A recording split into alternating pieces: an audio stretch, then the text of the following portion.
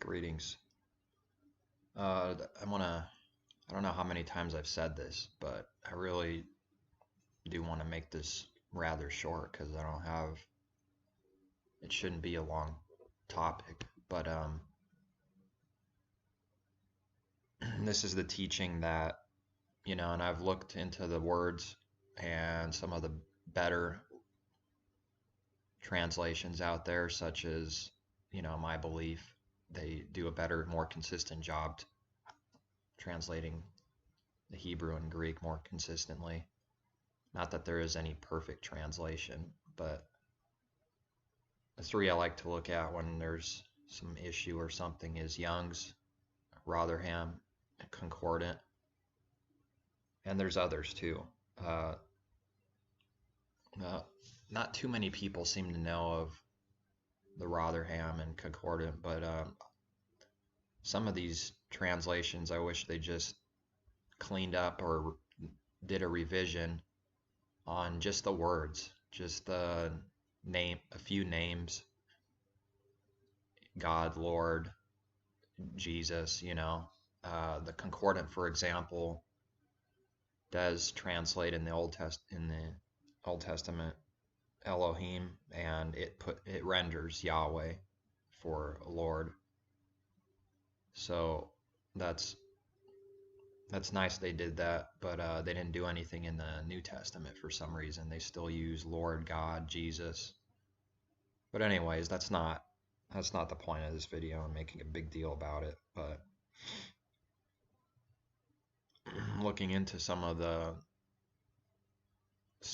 people call it the sacred name movement. They always have to call something and box it up, and there are problems, as with anything, with any so-called group or whatever, which I'm not in any group. I'm not going to be boxed up in some name like sacred name movement or this or that, It's just true believers or false believers, That's it. But that's how the devil grabs something, boxes it up, and says it's all false, and everyone doing this is heretic, So there seems to be quite a few, actually, if you do the search online, on YouTube, on people calling on the people that want to know, to the best of their ability, the true name. They call it junk. They call this sacred name, of which I'm not a part of some movement, but they call the people that were inspired by the Spirit to, He puts the thoughts in you, and then you have questions. That's how it's been for 7 years for me. I have the questions, and then I start looking into to see if whatever the world says is true or false, what the truth is. Ask for the truth directly, always. And there's quite a few people out there that's calling it all junk and deception. It's mind-numbing.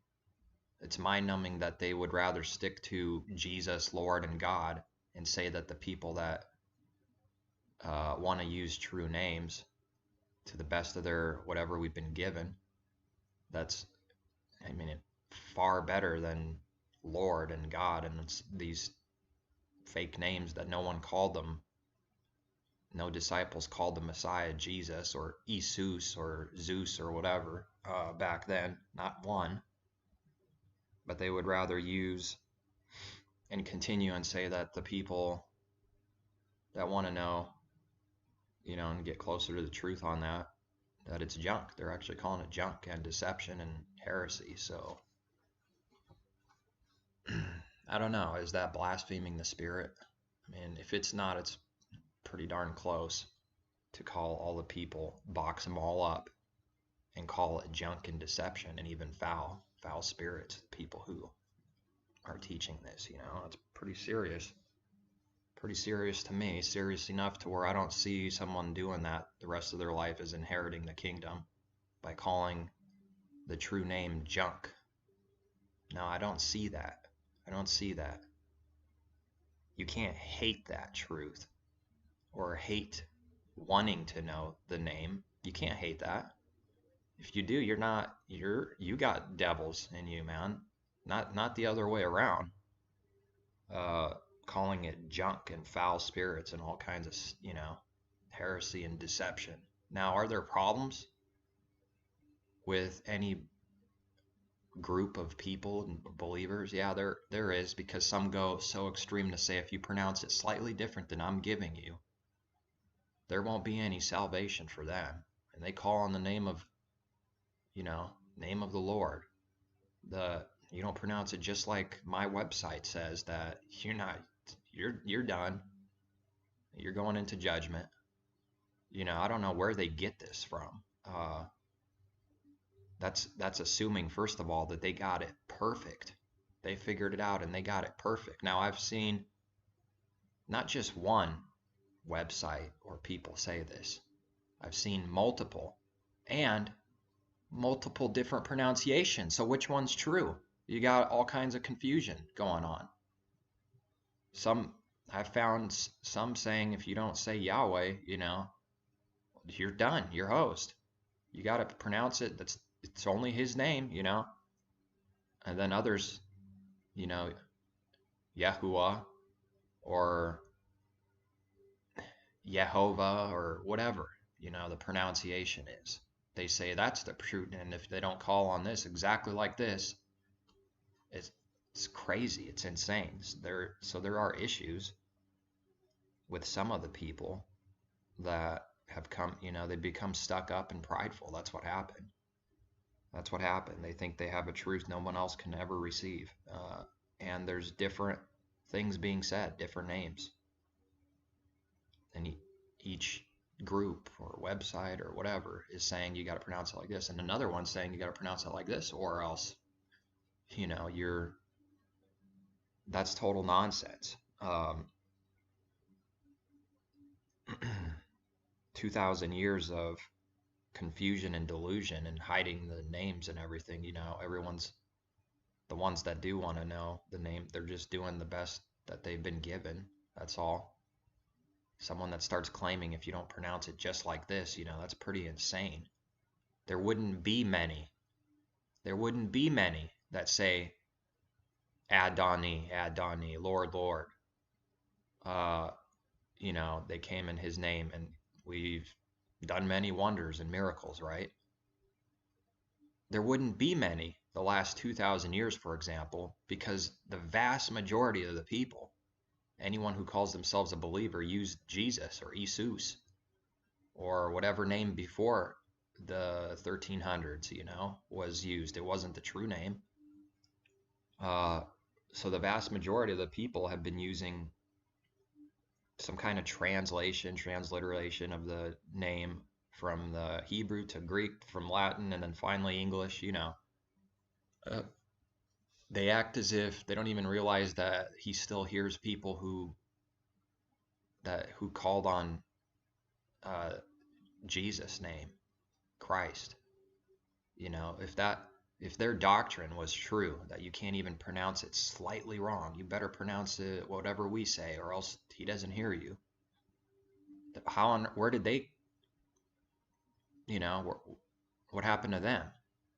Did they start off calling on supposedly whatever they claim is 100% accurate true name? Who started off doing that? It's pretty obviously, so there's still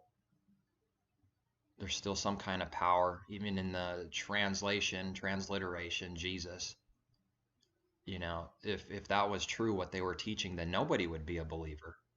None. Zero. Can you see that? Contradictions.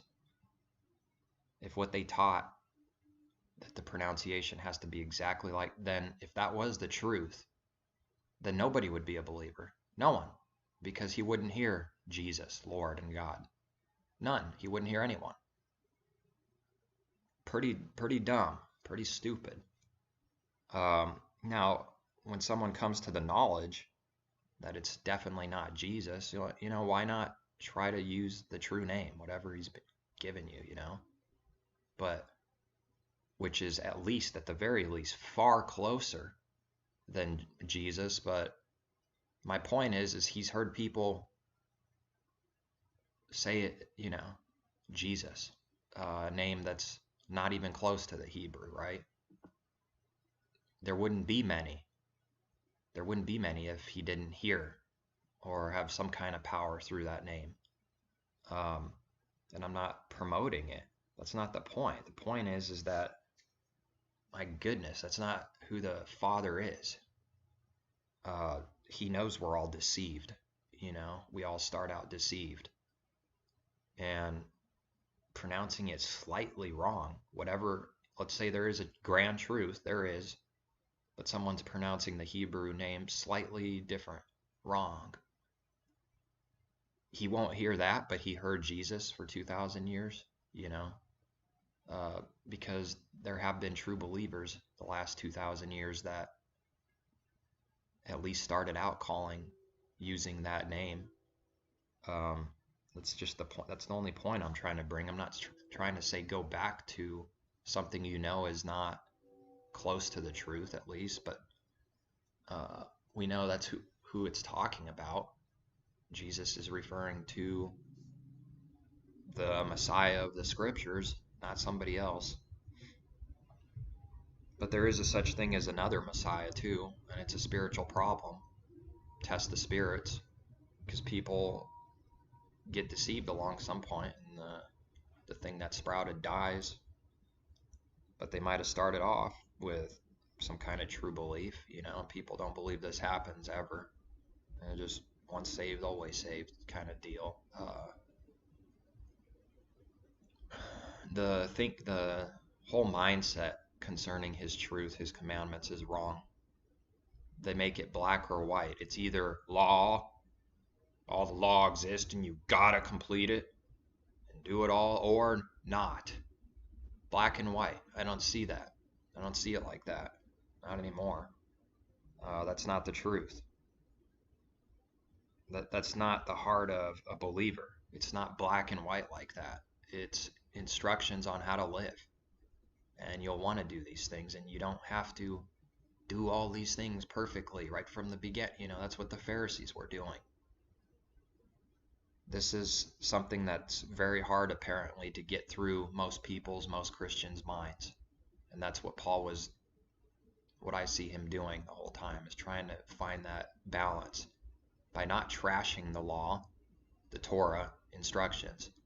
I don't even know if you can call it law, because even that's been perverted. They're instructions. That's what Torah means. And it's the way. It's life. That's the true way, of which Messiah did. He followed that, in the Spirit, and completed these things. Did this, understanding in the Spirit what these things mean, and not the letter, not your own works, not cold, hard, dead rules, regulations. Oh, I have to do this. As soon as someone has that mindset, you would be falling from grace, I guess. That's what he was teaching. As soon as you become prideful and self-righteous and start imposing all these things on people, and or else kind of attitude, it's false. It's false. You gotta get to the point in your life where you just want to do the Father's will. That's all. That's all it is. You just want to do what's right. Here's the instruction. Here's the guide. Here's the guide. It's not, nobody was under the law. Nobody was under the law. They act like this is a brand new teaching. Now, most of the way most people think and believe they're under the law, most of the Israelites, the way they believed and thought they were under the law, okay? Not the true saints, not the true believers. They were never under the law. They were under the grace, favor. What? He changed the way he works radically. First it was works of the law, and you become righteous by law working. It was never like that. Those examples over and over again are people who had faith, and then he gives you the Spirit to want to do these things, and they do it out of the right reason. not because of their prideful, self-righteous law-keeping, going around slamming everyone who doesn't do it exactly like you and perfectly and whatever. There's some gray areas too in life. It's not like the Torah covers every little fine detail, gray area and aspect of life. And Paul knew that. That's what he was saying. Not to divide over stupid things like food. And this has nothing to do with the Torah. That's already a given, what's unclean, and Paul knew that. He wasn't talking about that. He's talking about, in the example there, vegetarians, they weren't eating any meat, and they were saying all those who eat meat, period, were false, and there was caused division. And he says all things are clean. He's not talking about clean and unclean foods. He was talking about the specific problem that they created, vegetarians versus meat eaters, and things sacrificed to idols that ended up in the marketplace. He was correcting that, basically leaving them alone. If you want to be a vegetarian, be a vegetarian. Don't cause division or hurt anyone through this. If you want to eat meat, then do that. And he didn't try to stop them from what they were doing. If that's what someone wants to do, then fine. It's not wrong, it's not right. It's neither. This would just be one little example of like a gray area. There is no rule. There's no commandment for that, not to eat meat or to eat meat. Once you see the context on some of these things, it's pretty glaringly obvious how wrong the church world teaches things. But then to go on the extreme and become like a Pharisee is also wrong. Pound in the law, works of the law, working by your own power without any kind of true faith. Then you end up being cursed under the law because you can never attain righteousness through it from doing that. Nobody did. It doesn't change. There wasn't like, a certain point in time, now it changed. Now the law makes no one righteous. Before this time, it made people righteous. It's a fine line. That's why it's hard to people to understand and even explain. It's a fine line, living the truth. You could go off to the left or to the right pretty easily. You could go off into grace's license to sin, or you become prideful, self-righteous, and you're law keeper, and everyone that does something a little differently or not keeping whatever, you instantly condemn them. You could go off either way. What seems like pretty easily, and a lot of people do. So there's always going to be negatives and problems, even with people who want to do what's right and keep his commandments. They're going to start being prideful and self-righteous and start telling you you're not saved and all this other junk. When Paul made it pretty clear, it's by faith. It's always been by faith. They were looking forward to Messiah. We look back. It's no different. It's always been by faith. Noah had faith. He did something that he couldn't prove, didn't know what would happen for sure, He didn't know. He just had to take it on faith. He did that. And people who have his spirit and want to do what's right because of the right reasons, they have the true faith. That's the true way to be blessed, to have life within you, and teach others the same. You don't become some kind of robotic, dead, hard, cold lawgiver of things, So it seems like a really fine line that so many people can't ever come to an understanding. As soon as you try to tell them some of these things, now you got to do everything. Now you got to keep every little bit. They don't understand the context of most of Paul's writings. They don't want to seek truth and try to find it and see what was actually going on. He was talking about people who relied on the law to be righteous.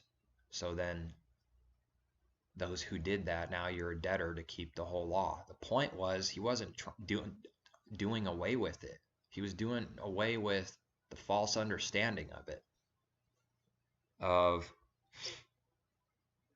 it's a false belief and mindset and heart. It's total corruption.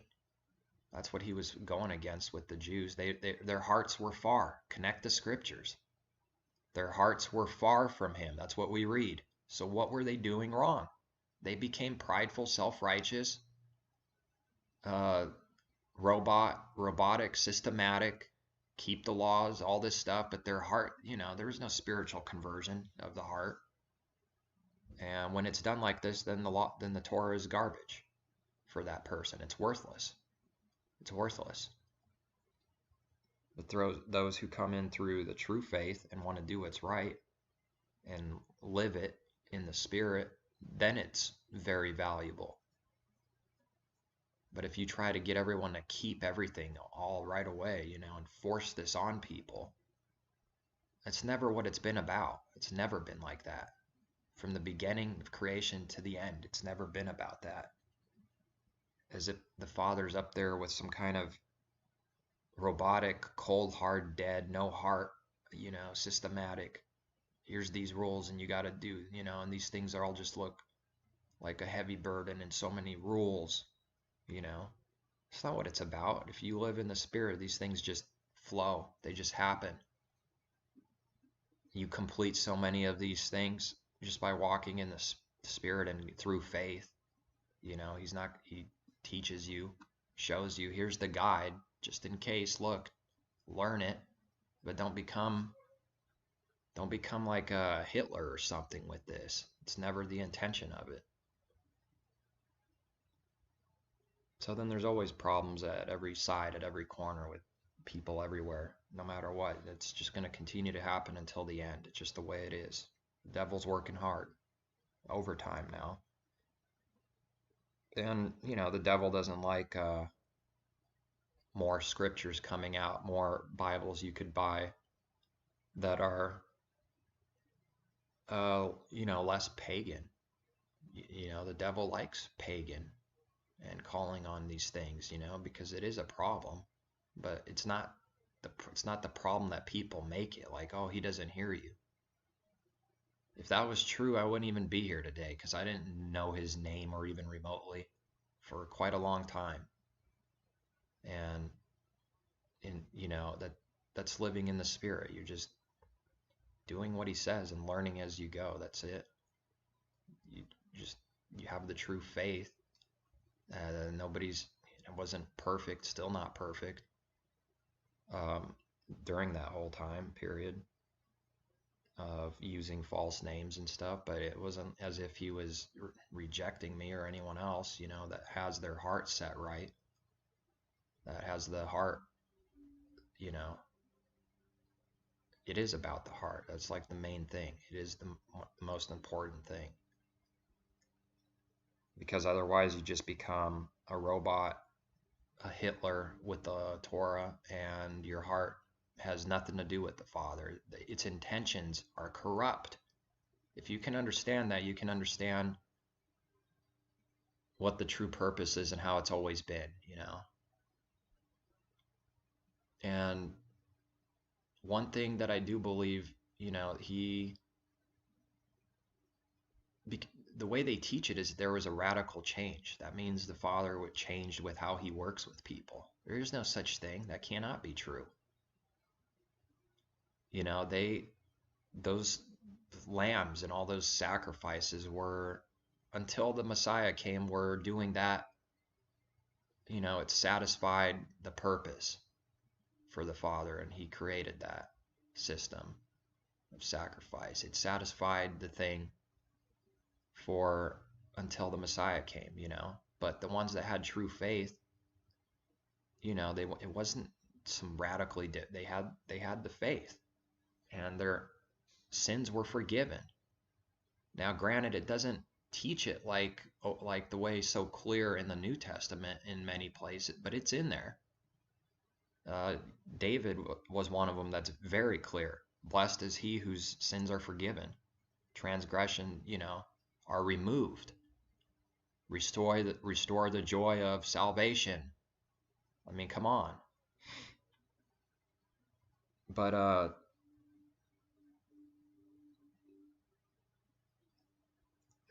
how do I explain this? Because his people are not going around killing enemies, and they did that. Now, granted, I believe every time that happened, that was the Father using his nation, his Jerusalem, to go and judge others. So it wasn't their call, it wasn't their judgment. But it's nothing changed except that these natural became spiritual. First the natural, then the spiritual, Paul says. So, and I'll prove it's not going to change. We're still going to do that. People who inherit the kingdom, whoever inherits the kingdom will judge other nations, kind of like they did, but it's not going to be like physical, killing people and stuff. The wages of sin is death, but it's spiritual. It's spiritual. So there was a change, if you will, from not how he works, but natural to spiritual.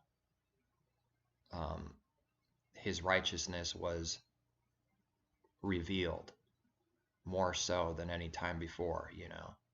The teaching of who he is, his righteousness is being revealed. But it was always his righteousness for those who had faith, not their own. It was like that for Abraham, for Noah, for Jacob. It wasn't their righteousness. They couldn't remove their sins, neither could animals ultimately. And they couldn't be counted righteous and blessed, saved. Not saved as in past tense, it's over. That's not how I use the word. Because it's ongoing. It's being saved continually. It was always like this. The faith led to removal of sins, and then when they sinned, they had to do the animal sacrifices and all this. So, and that happened a lot. That happened a lot of sacrifices. That's one reason why the covenant's better, is because the Messiah is doing all this, atoning for sin. So, you could see how it changed from natural to spiritual, but it still exists. So then, Israel judging the nations when the Father says to, when he says, their iniquities filled up, I'm going to go judge them and I'll use you. He could do that.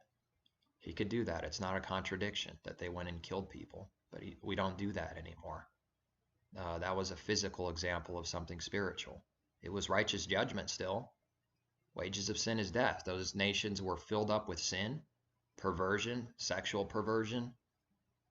The love grew cold, like the end of every nation. It always is the same. And he judged them using his people many times. Now it's spiritual. He will use his Israel, New Jerusalem, to judge the world, the whole world. Paul says, don't you know? He got it from the scriptures because the Father gave him understanding. Don't you know you're going to judge people?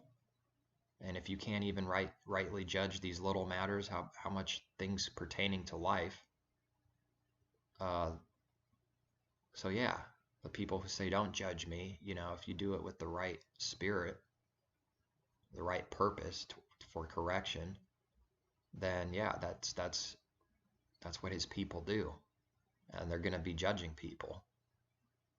The people that still say don't judge me, they're unbelievers, most likely.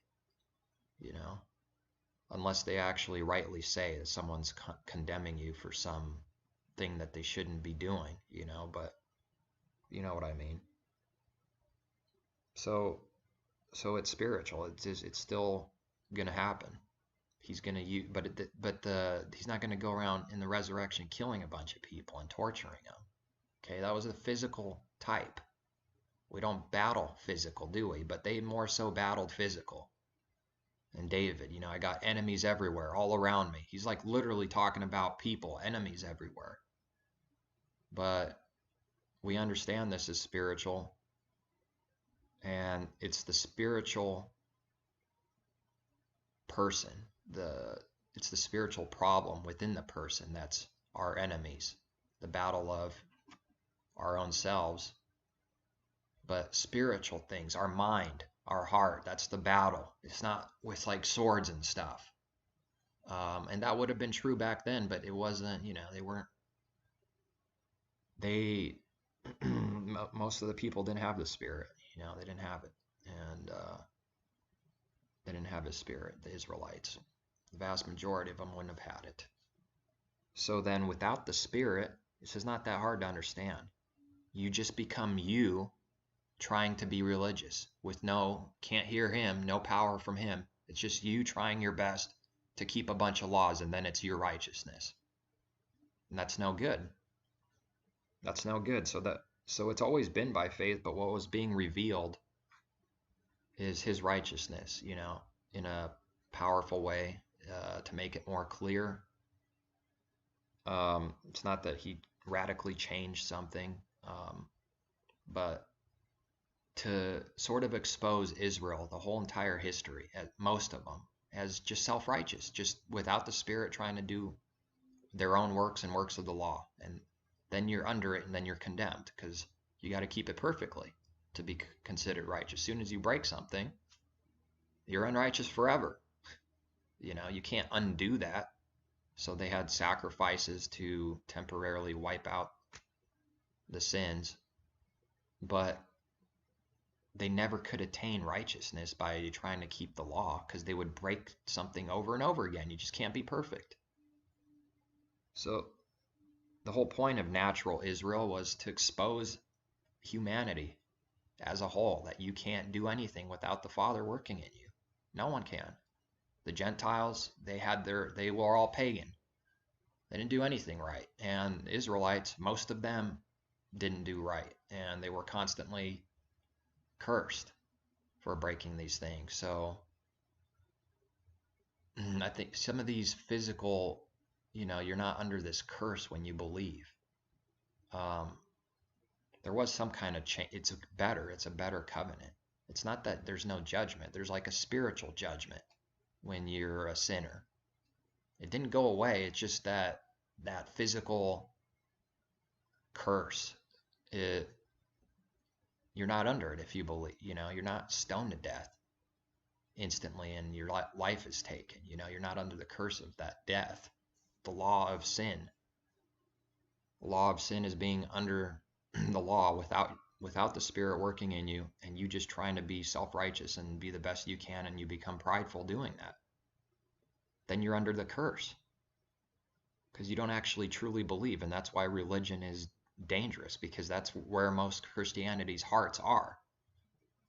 It's a deception that, people who want to keep his way, they're the ones that are prideful and self-righteous. The Torah was nailed to the cross.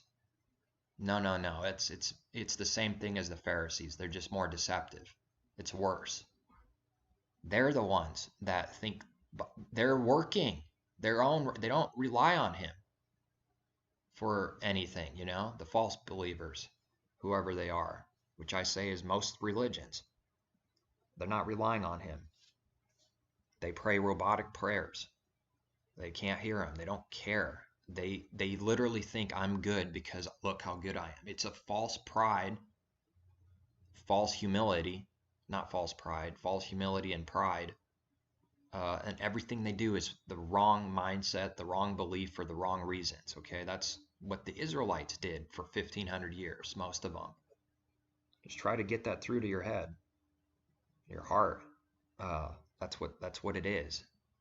So you could do wrong by trying to keep the law, the Torah. You could be very wrong and no good. But you can also go to the other extreme and say it's done away with and I don't want to have anything to do with righteous anything. That's wrong. That's very wrong too. So what's the balance then? Well, it is by faith, faith. That's got to be given to you. It's a gift. And if you have that true faith, then you want to, out of your heart, and you pray about things like pride and self-righteousness, and you truly start changing, and you're not that you're literally perfect every day, but you're not that prideful beast that you used to be, that religion keeps you in. that religion keeps you in. It's contradicting, what they say. They sound good by doing away with the Torah, which the Ten Commandments are in. It sounds like we're the ones that are not prideful because we're not trying to keep no laws. That's for prideful people. Can you see how deceptive that is? They're the ones, man. I mean, the Spirit has shown me over and over. I could walk up to some of these religious people and I know right away. Spirit tells me, oh, the person's prideful. Sorry, that's not my work. That's not my work. I'm not judgmental or condemning them now. I just could see it. I just see it. Spiritual man judges all things, but he himself is rightly judged by no one. Specifically, no one there is, unbelievers. The body should judge itself and correct itself. They should be able to see these things, but unbelievers, fake believers, they can't ever rightly judge you. They think you're prideful at all times, and they're prideful. They are, but they think you are. That's what religion causes and does. They literally have esteem for themselves. Everything they do, the preacher man, is for self-glory, esteem. And that's exactly what Messiah said. There's only two people. Those who want to do the Father's will, truth will be revealed to them. And those that don't, the ones that don't, what does he say? They seek their own glory. That's what their purpose is. And that's wrong. That's prideful. They're not under grace. They're not under favor. Those who seek their own glory, pride, They don't understand what it is, what the purpose is.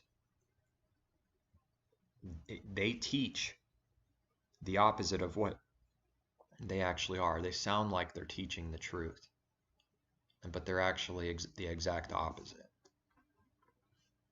Much of these people.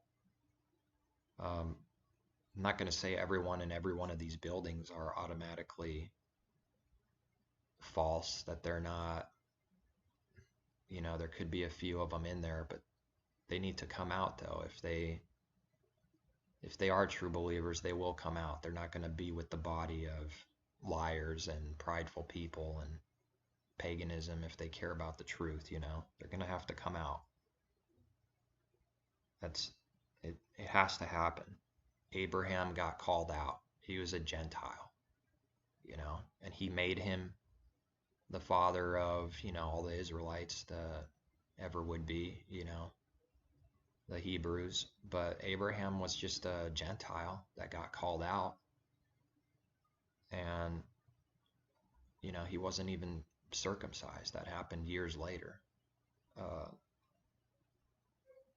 So nothing, as far as that goes, it hasn't changed. But these things are spiritual, though. These things are spiritual. We see that more so than anybody back then did.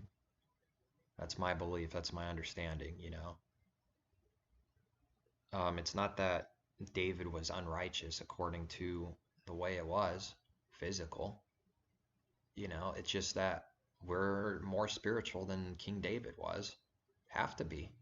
Because it's not even in your heart to go and kill anyone. I'm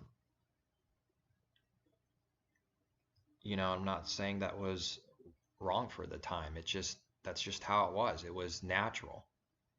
It was sort of the natural representation of faith. It still was by faith for the believers. It's just that since the time of Messiah, we're more spiritual. More spiritual, I believe, We have the Spirit in more power, fullness available. It doesn't just come upon a prophet. He's in us. He's working in us. It doesn't just come upon a prophet for a few days or whatever, And so he can speak true words and know truth and do what's right. It's comes with power. Now what? I failed again at making a short video. I don't even remember the title. Wow, I probably should remake this video. Or I'll just put in the description where I finally get to the point, I guess, so you could forward it if you want to skip it to get to the point. They didn't pierce.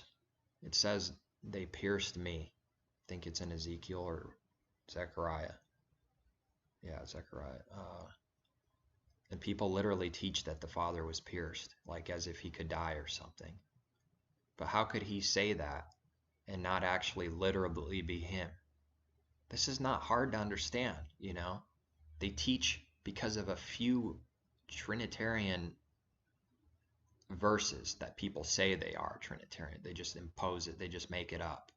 And that the Messiah is the Father. He is Elohim, God, you know. He's always existed. He is the Father. You know, they're not separate beings. They're one. Well, come on, Ryan, don't you know? I and the Father are one. Yes, so are the disciples. So are true believers. Therefore, I'm the Father. Look at me. I'm Elohim. I'm the creator of the heavens and earth. I'm the Father. That's blasphemy. Anybody who says that, that's blasphemy. Go into Daniel and read that. The false Messiah that's coming. He's above all other so-called Elohims, mighty ones. He calls himself an Elohim, a God, a mighty one. And it's blasphemy. You think the Messiah did that? No, he didn't. It's blasphemy. Not too many people bring this point up. People that know that the Messiah is not the Father, the Creator. Some of them don't bring this point up ever. It's blasphemy. It didn't change. It's blasphemy for anyone, any man to say that. I am the Creator. I am the God. You know? And Messiah is not going to claim that. He never did. He's the Messiah. He's the King of Kings. The Father made him so. Made him to be. But he's not coming back saying, I'm the Creator. It's not going to happen. So then how do you understand they pierced me? With the Father speaking there. Some say even that's the Messiah speaking there. They pierce me because the Messiah is the Father. So they just twist everything. No, that's our Creator. That name is not Messiah's name. The tetragrammat, whatever the 4 letters, you know, however, you know, the people that say if you pronounce it slightly different than they do, they're not true believers, you know. Yahuwah. Some say Yahweh. Some say something else. Yehovah. Okay, but that's the Father's name. That's not the Messiah. He has a different name. In his name, he came in his name, but it's not the same exact name. So no, that's not the Messiah speaking, because the Messiah is never called Yahuwah, or, you know, those who say something else, slightly different pronunciations. He's never called the Father's name. He has his own name. Father gave him a name above all names. And the way to understand this is very simple. The Father saying, and they pierced me. The Messiah wasn't even born yet. But he's saying this is what's going to happen. They're going to pierce me.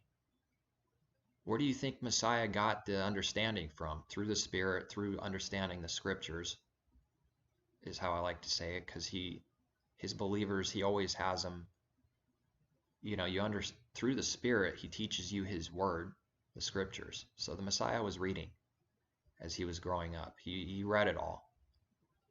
He read it all. And the Spirit taught him. The Father taught him. So then he also needs to teach all his other sons.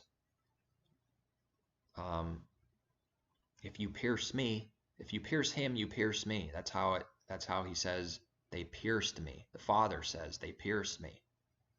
It's not confusing. It's not hard to understand. But when you're Trinitarian, they butcher everything and contradict everything. They come up with pagan, false deities and incarnations, and Messiah is the Father nonsense. Now you'll remember these words when Yahshua said, if you've done it to the least of these little ones, you've done it to me. And Paul understood that. And if you've done it to the great ones, the little ones, everyone in between, if you do this to my people, you do it to me. If you neglect someone, you neglect me. How's that work? Why is that true? Why does it work like that? Because we're supposed to be one in the spirit. You do that to one of my people, you do it to me. So then the Father, being the first example, says, they pierced me. It says in the scriptures, it says, pierce me. Yeah, because if you pierce him, my son, spiritual, okay, it's not physical anything. This is my beloved son, who represents me, my image, my spiritual image, right? If you do these things to him, you've done it to the Father. That's all. Now, if I were to go and do something evil to someone, a believer, then I've done it to the Messiah and ultimately to the Father too, because it's all one spirit, It's not anything to do with three beings forming into one thing. It's nothing like that. It's dumb. Evil teaching, contradicting, takes away all the truth. If you've done it to the least of these little ones, you've done it to me. Literally, physically? No, it's a spiritual problem, isn't it? You're not thinking primarily carnal, physical and stuff, but the saying is true. And he abided in the Father.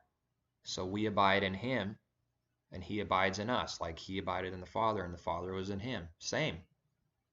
Now, the Jews, the unbelievers that wanted him killed and had him killed, they did that to the Father, see?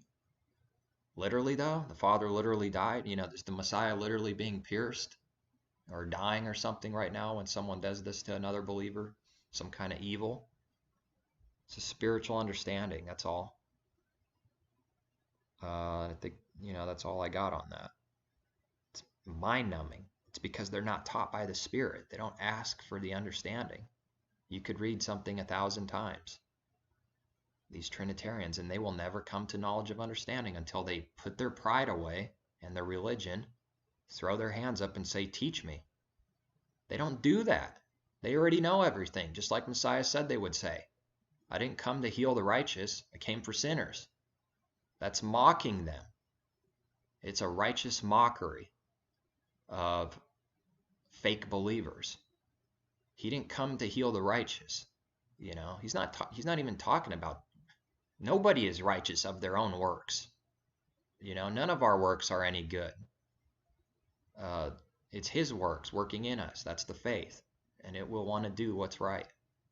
Then it's counted for righteousness, the faith and works, because it's his, not your own. So that's what these people are. They're their own works. They're prideful and self-righteous still. They're like spiritual babies. They just don't know. They don't understand.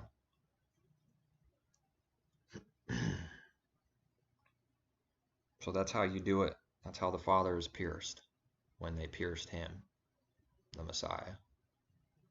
And this is still true today. If you pierce spiritually, if you pierce someone, another believer, you pierce him. So it's pretty serious. That's why it says those who call an actual true brother a fool, you're in danger of that judgment, that Gehenna, that spiritual fiery judgment. Now, not like in the future sometime, like even now, you're in danger of that judgment, spiritual judgment. You're going to be judged for that. You can't do whatever you want and not get away with it spiritually. But also in the future, if you continue to live like that, go into judgment. Pretty simple, pure, logical, clean, true. That Messiah is not the Father. There's no Trinity. 3 is a big number. in scriptures. No one's saying it's not. That's not they don't understand what one means. That's all. They don't understand what one means. It's spiritual. They're thinking literally and carnally. They're thinking 3 bottles of water. This is the Trinity, and each one is God, and each one is co-eternal and co-this, co-that, co-pilot, forever and ever. Messiah is the Father, and now they're one. It doesn't work. It's foolishness, that teaching, that doctrine. The Spirit is the Father's Spirit. It's not like some other separate being that's apart from the Father. And as soon as you name something up, the Comforter that's going to come, is that the 4th person of the Trinity, of which we can't call Trinity anymore if there's 4? The Comforter is the Spirit. The Spirit is the Father. He gives his Spirit, and to have the Father's Spirit is to have the Messiah's Spirit, because they're one. It's the one same Spirit. It's not different. It's not something separate or cut off, or it's all on its own doing its own thing, and it's a being, God the Holy Spirit. Never going to find that phrase in scripture because it's not true. Never going to find God the Son, Elohim the Son, because it's not true. If it was an actual truth, it would say that many times, but no, it says Son of Elohim. And they act like no one else ever becomes a son. He's just the Messiah. Just the Messiah, True believers are sons of Elohim. They are also sons. The same way Messiah was. Same way. How could this be? How could you also be called a son? But their definition of son for the Messiah is like, I don't know what it is, because the Messiah is the Father, but then he became a son somehow through some physical incarnation. But now we got other people called sons that have nothing to do with any physical incarnation. How is that? How is that happening? How is that possible? It's because it's not true. It's spiritual. Messiah, being a son, is spiritual, and everyone after him is spiritual. Meaning it has nothing to do with physical, literal, material stuff going on. Has nothing to do with 3 physical things becoming one physical thing, But only the Spirit could give you these understandings and truth, I could read a certain verse and it makes sense. I understand it, and I could tell someone this is what it means. They read it and they got something else going on. Well, one of us are a liar. One of us are liars, and since Satan deceives the whole world, it's the Trinitarians who are liars, because the majority is virtually almost always lying or wrong about truth, I've said it before, if it's a majority teaching in the world, you better be questioning it, because it's very unlikely that it's the truth. Very unlikely. And I mean, even some of the minor things, they butcher too, some of the most minor, simple things. And one proof for that is not even knowing when a day starts. I don't know how many hundreds of verses prove that in scripture, but there's a lot.